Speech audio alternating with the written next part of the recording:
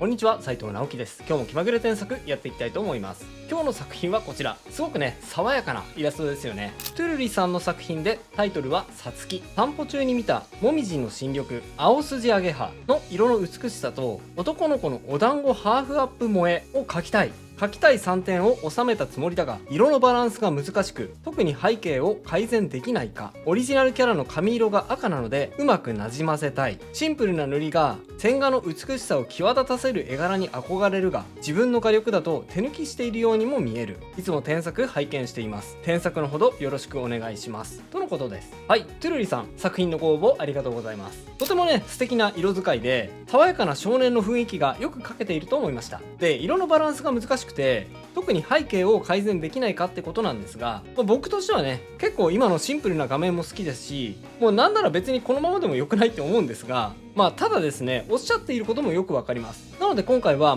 大きくはね、色使いを変えないし、キャラのポーズもそれほど変えないんだけど、でもなぜか背景も含めて印象がだいぶ変わる、そんな添削にしていこうと思います。気にされているね、手抜きに見えるポイントについてもしっかりと研究させていただきますので、そこもね、楽しみにしていてください。この動画を見ていただければ、なんか背景に納得いかない、手抜きに見えちゃうというお悩みを払拭して、シンプルだけどクオリティが高い、そんなね、イラストに仕上げるコツを知っていただけると思います。ぜひ最後までお付き合いください。それでは早速いってみましょう。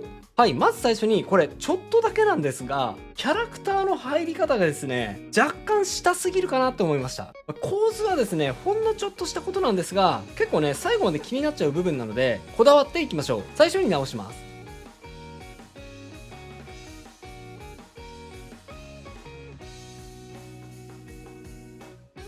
はい、ほとんど直してないんですが、少しだけ手を上に上げたり、あとキャラクター全体をね、少し上に上げました。キャラがね、どうしても下すぎると画面が小さく見えてしまって見栄えが悪くなっちゃうんですよね。それとですね、ここにこう隙間があった方が、ここから向こうの背景も見えますよね。なので背景に奥行きを感じられて、イラストにもね、厚みが生まれます。この隙間がないとですね、なんかキャラクターも平面的に見えちゃいますよね。はい、線がシンプルなのに見栄えがする絵っていうのは、線の描き方そのものじゃなくて、こういうですね、ちょっとした画面の入り方や角度にこだわって描いているから、シンプルな線でも奥行きが感じられるっていうのがあるんです。さて次はですね、ちょっと肌色を持ち上げてみますね。やってみます。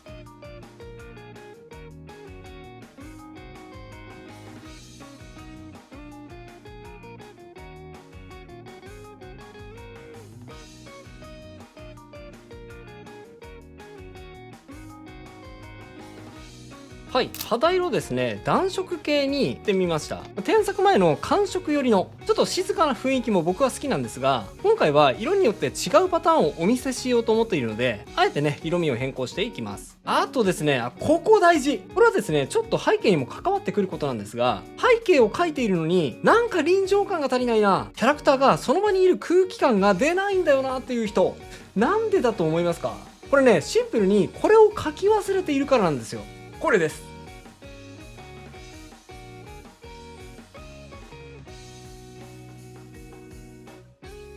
はい、わかりますでしょうか？これですね、これ。反射光です。添削前は同じ明るさのハイライトがそこかしこに入っていたんですが、あえてね、この顎下の部分とこの目の下の部分、あえて明るさを変えてあげて、下から反射する光、暗めなんだけど他と比べて少し明るい、そういうね、地面からの照り返しの光にしてみました。なんでね、こうすると臨場感が生まれるのかっていうと、地面からの照り返しの光なわけです。つまり画面には直接書いてないんだけど、これね、地面を感じることができるんですよ。あ、ここにこういう照り返しが当たっているってことは、地面に強い光が当たっていて、その光が肌色に反射しているんだなっていうのを見ている人が感覚的に感じられます。ただね、感覚的には感じているんだけど、これ理屈としてはよく分かっていないので、なんか臨場感感じるでね、そういう言葉で表現されるわけです。臨場感の仕組みをね、言葉で説明すると、こういうネタばらしになるわけですね。さあ、そしてですね、構図替えによってちょっとね、蝶々の位置が変わったので、目の調整を加えますね。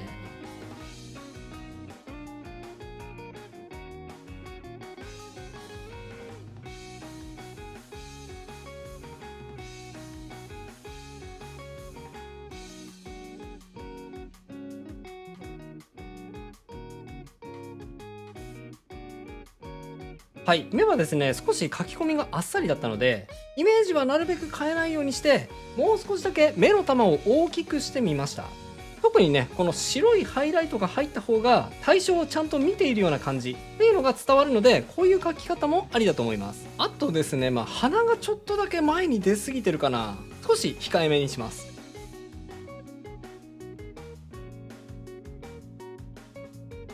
はい、鼻はね絵柄かもしれないので、あえてこういう風にしているっていう場合には前のままでもいいです。ちょっとね僕には気になったので鼻を少しだけ引っ込めました。あとちょっとこの絵ですね、角度的に煽り気味に描いていると思うんですが、いまいちそう見えないんですよね。でそう見えない原因の一つが多分ね口の描き方だと思います。ちょっと修正します。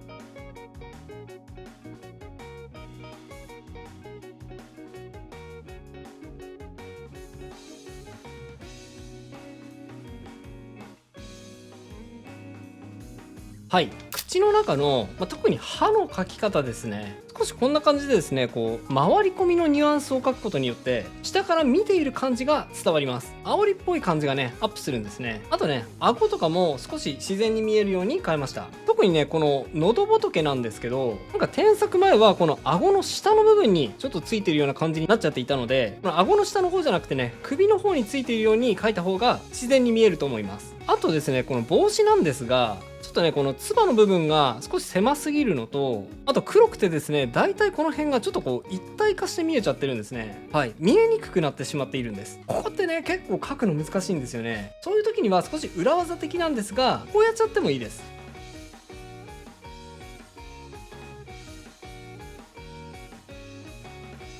はい、帽子の裏の部分をですね少し青っぽくしちゃいます。そうすることで上の面とは明らかに色が変えられつつ、この髪色ともね差別化できるので、これね分かりやすいです。おすすめです。はい、あとですね帽子のこの上の面、ここにもね少し光を当てちゃった方がキャラクターが映えるかもしれません。やってみます。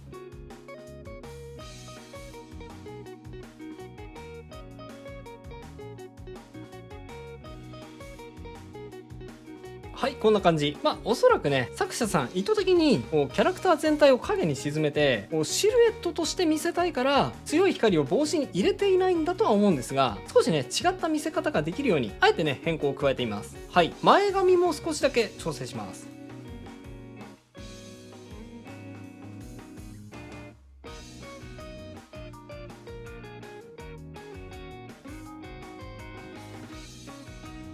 はい、前髪はそんなに変更はありませんが、少しだけね書き込みを細かくしてあげると、さらにキャラクターの見栄えを引き上げられると思いました。はい、後ろ髪、このね後ろ髪のこのお団子の部分ですね、これも細かいですが調整します。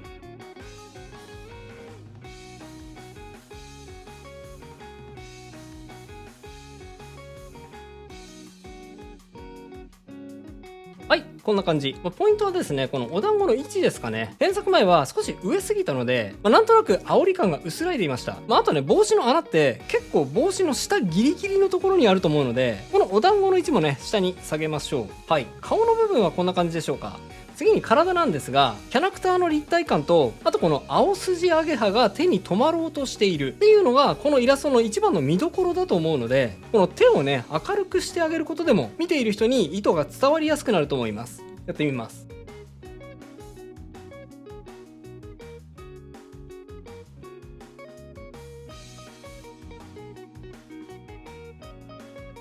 はい、こんな感じ。あとね、ちょっと手の位置を最初から変えたことで、肩がね、少し不自然なので、肩をね、調整します。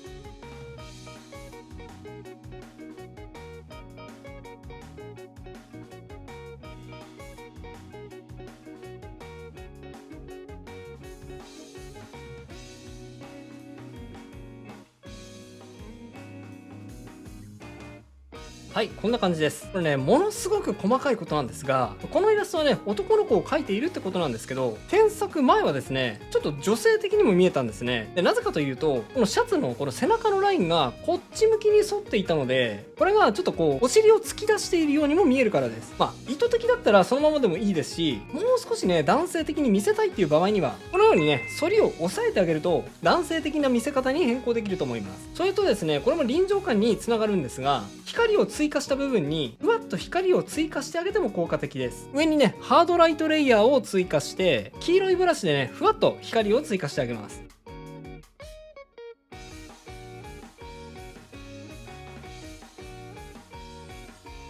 こんな感じ。いい感じですね。あとね、これもポイントです。さっきも言いましたが、反射光を入れることで臨場感は高まります。シャツにも反射光を入れてあげましょう。どうなるでしょうか。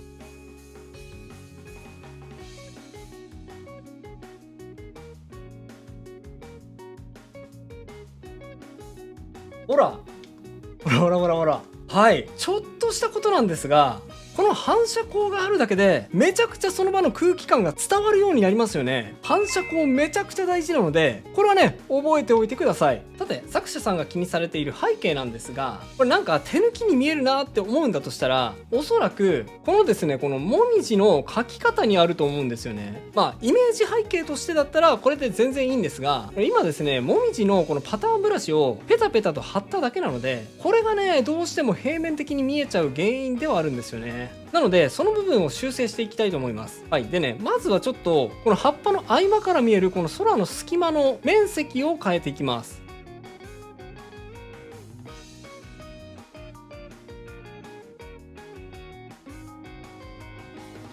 はい、これはですね、この作品がどういう意図なのかにもよるんですが、この絵の主題が蝶々と少年の触れ合いなんだとしたら、この空の空間は蝶々も含めたこういう隙間にした方がいいと思いました。このね、前の見せ方だと少年だけを囲っているような隙間に見えますので、これだとね、蝶々はあくまで添え物、少年だけが主人公みたいな感じに見えちゃうんですね。はい、このようにね、蝶々も囲ってあげた方が蝶々も含めて主人公のように見えるんです。これはね、作者さんがどうしたいかで調整してみてください。今回はね、このパターンでいきます。さてさて、ここからです。林とか森を描いていくとき、結構ね、簡単な描き方があるんですよ。ついでなので紹介しちゃいます。この描き方をすれば、林とか森とか木とかですね、簡単に描けちゃうので、ここでね、覚えちゃってください。まずはですね、もう暗い色をブワーっと、ブワーっとね、追加します。ブワー。結構適当でいいです。ブワーっと追加します。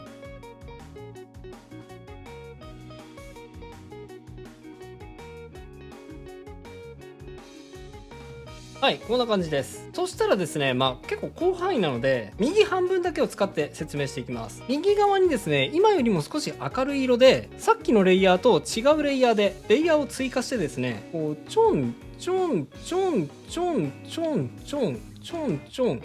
こんな風にですね、適当に、もう適当にでいいです。結構塊でこんな感じでちょんちょんちょんと葉っぱを書き込んでいってください。何個かね、この塊を少しサイズを変えながら追加していくようなイメージです。やってみてください。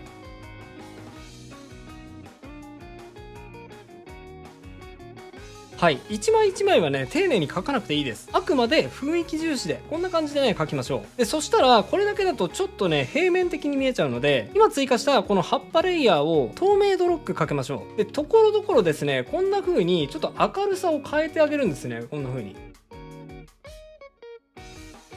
はい。だんだんね、ちょっとそれっぽくなってきましたよね。次にですね、これも細かく描く必要はないです。雰囲気だけで木の縦ラインを描き入れてみましょう。こんな感じ。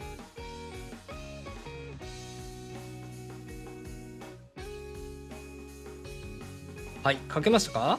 おそらくね、もみじだったらもうちょっとこうぐにゃぐにゃっと曲がっているのかなって思うんですが、ちょっとね、汎用的な木の描き方も同時に説明したいので、あえてもみじっぽさは少し犠牲にしています。その時々の木の特徴によってニュアンスは使い分けてください。でそしたらですね、今描いた木の上からも少しだけね、暗い葉っぱを追加してみましょう。これもね、ちょんちょんちょんちょんと追加していってください。木を隠すような感じですね。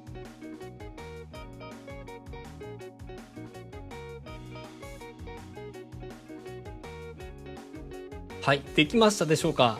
そしたらね、さらに明るい葉っぱを追加していきます。これもね、今と同じようにちょんちょんちょんちょんとこう適当にね、あくまで適当な形で追加していきます。やっていきますよ。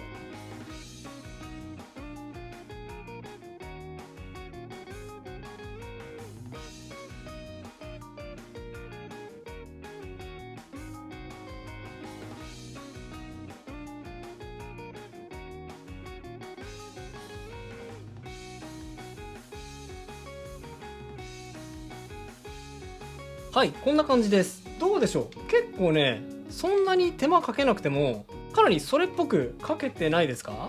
ポイントなのは全体にまんべんなく追加するんじゃなくて、結構ね、ランダムチックに描いていくといい感じになります。さあ、一連の描き方はこんな感じ。今やったのと同じように画面左側も仕上げていきますね。やってみます。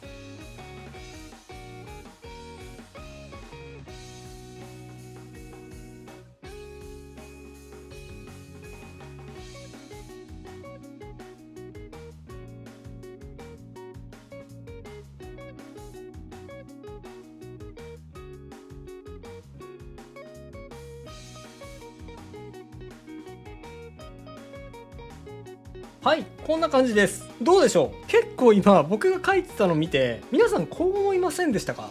自分にも書けそう。はい、その感想完全に合ってます。今日もめっちゃ簡単に誰でも書けますので実際に書いてみてください。すごくお手軽に見栄えよく森の絵が描けるようになっていると思います。でね、さらにこの絵については奥側がぼやけていても雰囲気に合いそうなのでぼかしフィルターでぼかしてあげてもいいかもしれません。やってみます。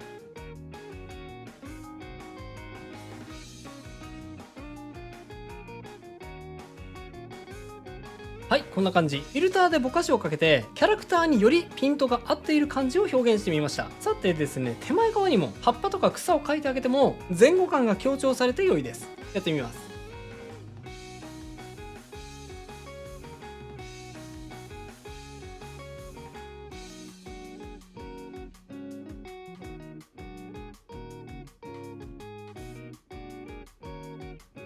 はい、こんな感じです。あとですね、この蝶々なんですが、ちょっとね、こう、黒が薄いのが気になりました。黒が薄いので、主役なのになんか存在感が希薄なんですよね。もう少し濃くしちゃいましょうか。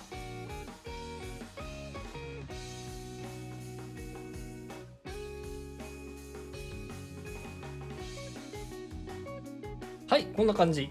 あとですね、すっごい細かいこと言います。この模様の線なんですが、これですね、全部をきちっと描かずにちょっと端折ってこうやってもセンスよく見えるんですね。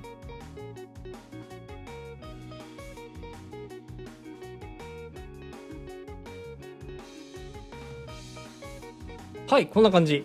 線をね、こう全部に描かずに色に侵食されて消えている感じを描いちゃう。こうすることで細かすぎる感じになるのを防いで色面をまとめてセンスよくシンプルにまとめることができちゃいます。はい、ちょっとね細かい部分調整していきますね。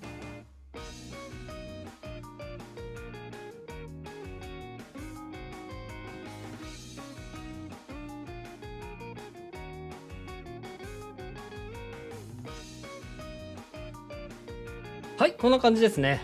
虫はですね、なかなかモチーフとしては難しくて、好きな人は好きなんですが、嫌いな人はひたすら嫌いなので、これね、真ん中の本体部分は、もう少し存在感を抑えてあげてもいいかもしれません。はい、最後の仕上げで、描いている途中に消えてしまったパーティクルを描いて終了です。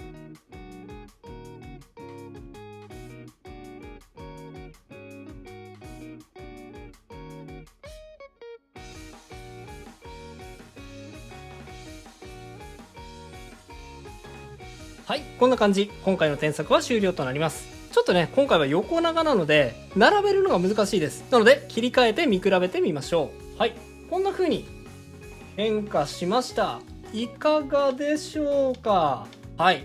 最初の雰囲気もね、すごく素敵でしたが、ちょっとね、見え方が変わって、すごくね、こう臨場感があるイラストになったのがお分かりいただけると思います。今回の添削は手抜きに見えてしまうというポイントに着目しつつ、主に背景に納得感が生まれるように添削を加えてみました。いかがだったでしょうか？特にね、葉っぱを描くときって一見スタンプめっちゃ楽かなって思っちゃうんですが、意外とですね、このスタンプって結構使うの難しいんですよね。むしろスタンプは使わずに、さっきみたいにね、こうちょんちょんちょんちょんちょんって適当に書いちゃった方がもう100倍ぐらいね、うまく見えるっていうことが多いですので、ぜひね、さっきの書き方真似してみてください。驚くほど簡単に、そして楽しく木を描いていただけると思いますよ。それと今回は背景の描き方についてもお伝えしましたが、もっと詳しく最初から背景を描いていくコツを知りたいという方はですね、こちらの動画7ステップで背景は簡単に描けますがおすすめです。興味がある方はこちらも合わせてチェックしてみてくださいね。それでは最後にあのコーナー、気まぐれじゃんけんのコーナーです。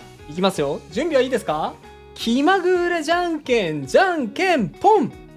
それではまた次回の動画でお会いしましょう。バイバイ。